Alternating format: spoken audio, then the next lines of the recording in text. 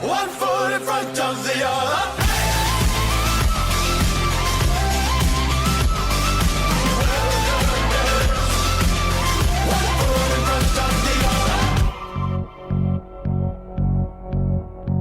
Hoxe en Padexando, Pablo Graña someterase o noso test. Pasaremos unha xornada cos rapaces do Náutico de Pontecesures. E achegarémonos a Tatuí para vivir unha nova edición do Descenso do Miño.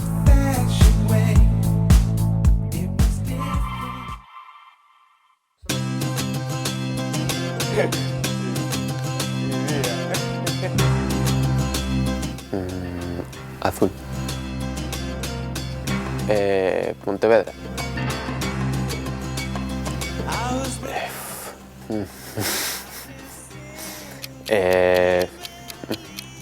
Indonesia. Película. Orígenes. Origen, ¿no? Origen. Eminem. Moitas. Unha que se llama Kiko de Electro. Mar. David Calvo. Tenis. Baloncesto. The Fall. El de la sonrisa con unas lágrimas. El que se está partiendo de risa con unas lágrimas. A prepotencia. Un bistec empanado con patatas. Sencillo.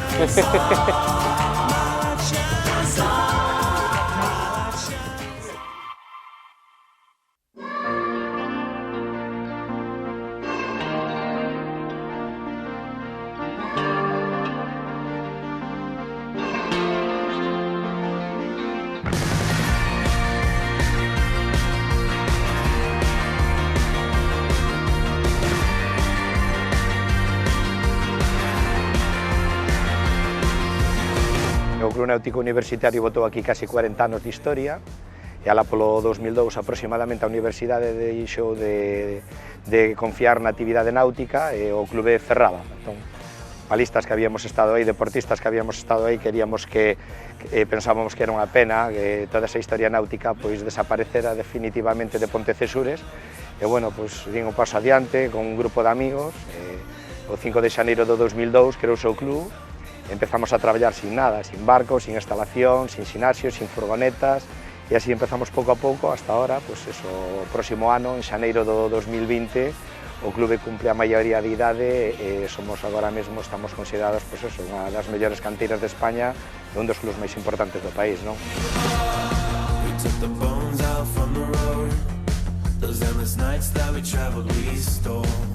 O secreto deste resurxir do Club Náutico Pontecesures é fundamentalmente o traballo de día a día, non?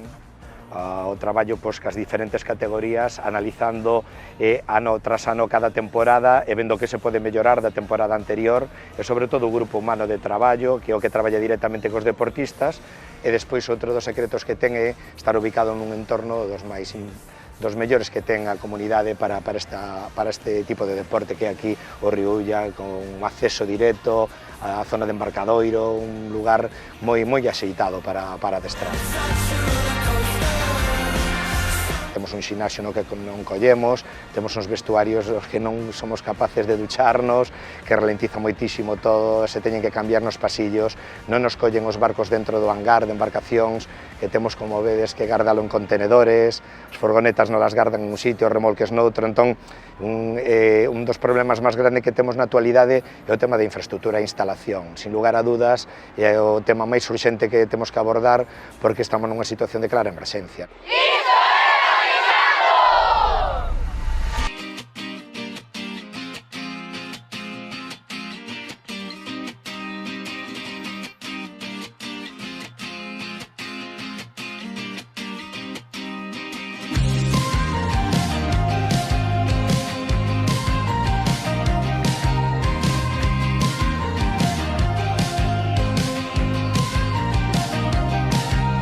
Somos un dos clubs con máis deportistas de competición de todo Galicia e de toda España, non?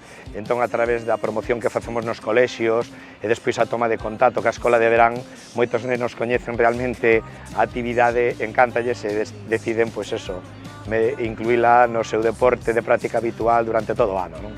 Os rapaces que movemos aproximadamente ao longo do ano están en torno a 200 deportistas. Temos diferentes categorías, entón temos un medio humano de 5 adestradores, que algún ven posto da semana, outros veñen días diferentes e tal, e collen grupos diferenciados. Entón, tratamos de sair todos xuntos á auga, pero despois na auga estruturamos o traballo, as planificacións, porque son diferentes, adaptadas a cada tipo de categoría, e así como desarrollamos o traballo. Despois, en terra, temos que turnarnos. Temos que facer un pouquiño bolillos para coordinar todo exactamente ben. E máis despois no verán, que a todo eso temos que añadir competicións todos os fines de semana, non?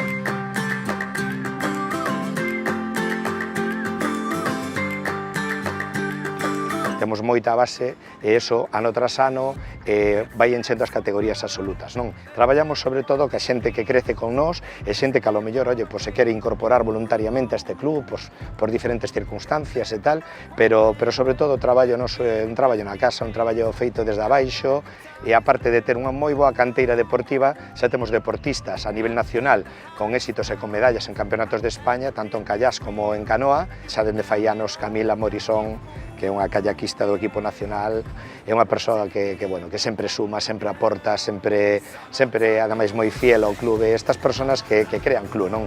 A parte de Camila, están deportistas como é o caso ahora de Iago Romero, Xavi Ordóñez e tal, que veñen de remar un campeonato de Europa de maratón en Francia, acabando cuarto puesto, que é un resultado enorme, sendo juniors de primeirano. E despois temos deportistas, José Antonio Fraga, que é un sub-23 de primeiro ano, que está acabando medallas en campeonatos de España. O meu sono ahora como presidente do club, ahora que po ano que ven, en xaneiro, cumprimos a maioría de idade, 18 anos, o meu sono sería celebralo con unha instalación ampliada, digna, para todos estes nenos que a merecen, que o están demostrando día a día coa súa ilusión, co seu traballo e cos seus resultados, están demandando que teñan esa atención, esa instalación que lles permita facer o deporte que máis lle gusta en unha condición digna. Ese sería o meu sono.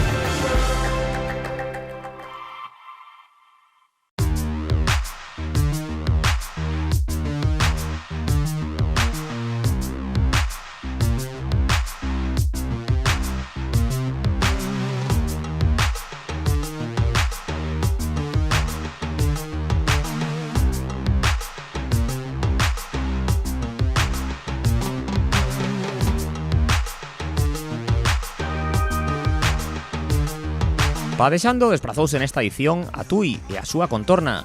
Con preto de medio século de historia, o descenso do Miño é unha cita emblemática do calendario galego. Dende case hai unha década, a 2019 foi a 9ª edición, de forma paralela celébrase un descenso popular.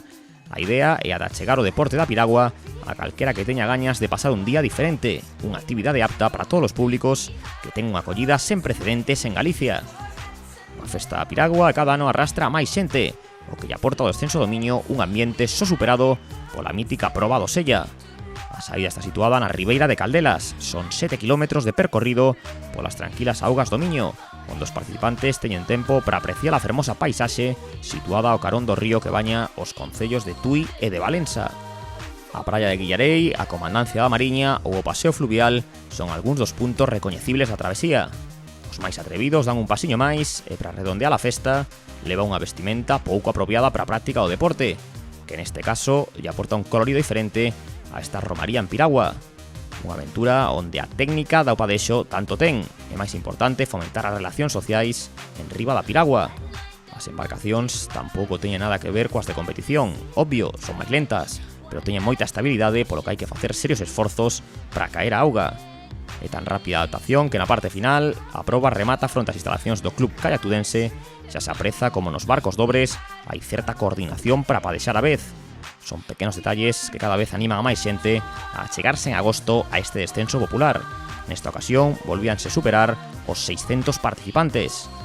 Todo está artellado para que os festeiros cheguen antes do comezo do descenso internacional.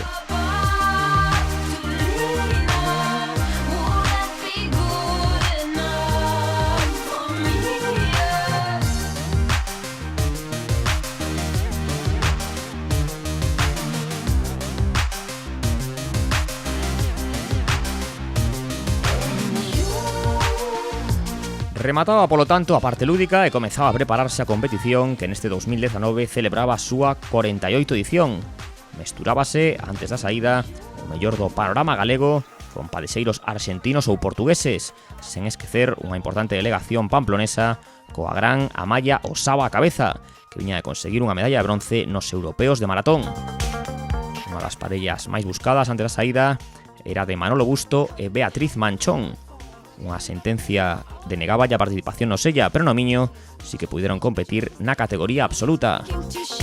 O kayak tudense e o equipo arbitral da Federación Galega teñen moi ben engraxada a maquinaria, xa que se poden imaginar que non é nada sinxelo organizar a case 600 deportistas, dende cadetes a veteranos, nas modalidades de K1 e K2, e de C1 e C2. Unha das novidades deste ano é que nas piraguas dobres o marca agardaba na auga mentres que o segundo tripulante realizaba a habitual carreira a pé.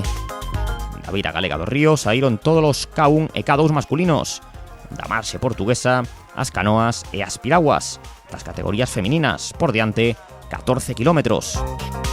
Colleron a cabeza dúas parellas que chegaban con sensacións distintas. Iván Alonso, que padexaba con Jaime Sobrado, viña de conseguir un bronce no europeo de maratón. Pola contra, os irmáns arxentinos, Franco e Dardo Balboa, chegaban a Tui con mal sabor de boca dun cuarto posto no sella. Os perseguidores, os agardados.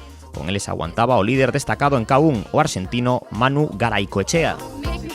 Lonxe dos primeiros ia a parella Busto Manchón, que levaban a onda a Bouza e Sánchez, cabeza de carreira na C2.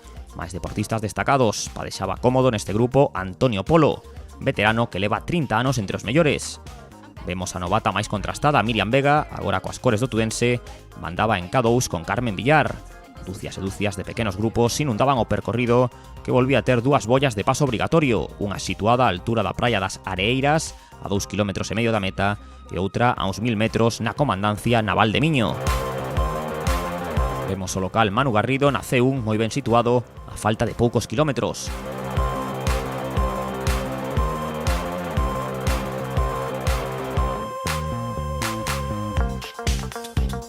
Unha das categorías en representación galega nos postos de privilexio era o K1 senior feminino, no que mandaba Amaya Osaba. Na súa proba, na súa vila, Quique Míguez tiña tempo para botarlle un sorriso á cámara. O toque exótico desta regata internacional puxo o coreano Moon Haryan. Moi traballada a organización, o público non só podía situarse nos moitos recunchos situados nas ribeiras do río. Na meta estaba colocada unha pantalla xigante onde tamén se podía seguir a proba. Últimos metros dos ilustres deste descenso internacional. Victoria para os irmáns Balboa por diante de Alonso e Sobrado nun dos finais máis axustados das últimas edicións.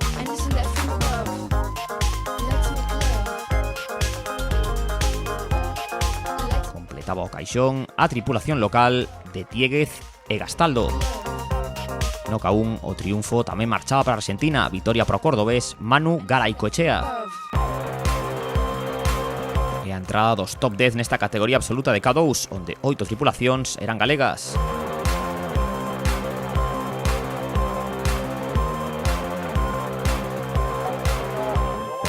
Outra victoria local na C2 para a parella formada por Bouza e Sánchez. Vega inscribía por primeira vez o seu nome no descenso do Miño, gañaba en K2 con Carmen Villar. Dobrete pro Tudense, segundas foron Ana Varela e Carla Pérez. Manu Garrido, que entraba cun grupo de K2, repetía triunfo na casa. E Amaya Osaba volvía a demostrar que os anos non pasan para ela, victoria contundente no K1. Moi feliz a delegación do piragüismo Pamplona, co galego Filipe Besada, que entraba segundo en veteranos. Jennifer Casal gañaba na canoa senior individual. Vemos a entrada de Raquel Rodríguez, a segunda clasificada. Achegábase ao final desta festa da piragua. Salimos en cabeza, pero pronto cogimos algas, entonces ya nos dimos cuenta que en cuanto fuéramos sin algas teníamos que intentar ganar distancia lo máximo posible para, por si nos volvía a pasar lo mismo que nos pasó unas cuantas veces, no nos cogieran e intentar ganar. Yo la verdad que es la primera vez que estoy aquí y la verdad que me gustó mucho como para repetir, y tanto el descenso popular como el otro es una experiencia muy bonita para todo el mundo que nunca la haya hecho, que se anime a venir. Ben, un nivel moi alto, temos países representantes de varios países, tanto como de Portugal, Argentina, Corea, de fora de Galicia, tiñamos de Pamplona, xente que viña con obxectivos de gañar o descenso, e, bueno, a maioría o acadou. Xa os vimos na auga, agora toca ver os protagonistas no podio. Comezamos cos cadetes, vitoria no K1 para Noel Martínez do Cidade de Pontevedra, e na piragua dobre para Roi Blanco e Adrián Neira do Fluvial de Lugo.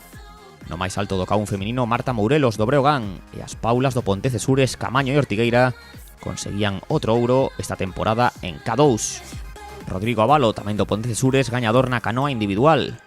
No a vitoria para a Cidade de Pontevedra na canoa dobre con David Bautista e Noé Romero. Rosalía García das Torres no chanzo máis alto da C1.